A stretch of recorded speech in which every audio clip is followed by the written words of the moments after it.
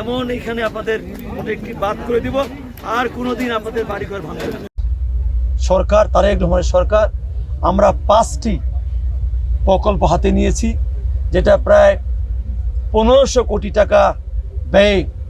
এইগুলো আমরা যদি এখানে বাস্তবায়ন করি, ইনশাল্লাহ আগামীতে এই মানিকগঞ্জের মানুষের আর নদী ভাঙন নিয়ে, বর্ষা মৌসুমে বন্যা নিয়ে উদ্বিগ্ন থাকতে হবে না, উৎকণ্ঠা থাকতে হবে না, এবং একটি মানুষের একটি ঘর, 1 কাঠা জমি যেন নদীতে বিলীন না হয়ে যায়, সেই জন্য মাননীয় প্রধানমন্ত্রী তারেক রহমান এই উদ্যোগ নিয়েছেন।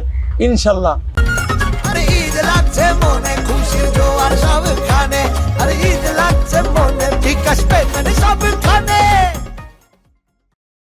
আগামীবার এই বর্ষার পরবর্তীতে আমরা এই যে প্রকল্পগুলো হাতে নিয়েছি সেগুলো আমরা বাস্তবায়ন করব।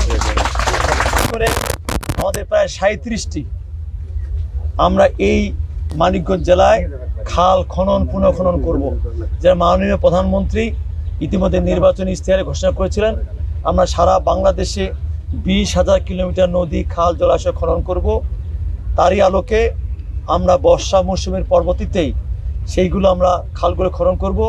এবং আমাদের এক সাংবাদিক ভাই বললেন, চরাঞ্চলগুলো বললেন, আমরা যে প্রজেক্টগুলো হাতে নিয়েছি টোটাল মানিকগঞ্জকে ঘিরে, এবং এর পাশাপাশি আমরা আরও কিছু বৈদেশিক সাহায্য সহযোগিতায়, বিশেষ করে টাঙ্গাইল এবং সিরাজগঞ্জ, তাদেরকে নিয়েই আমরা আরও একটি অনেক বড় প্রকল্প, প্রায় সেটা 2600 কোটি টাকা একটা প্রকল্প আমরা হাতে দিয়েছি।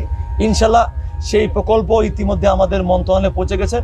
আমরা অল্প সময়ের ভিতরেই সেটা আমরা অনুমোদন দিয়ে সেটা আমরা বাস্তবায়ন করা শুরু করব।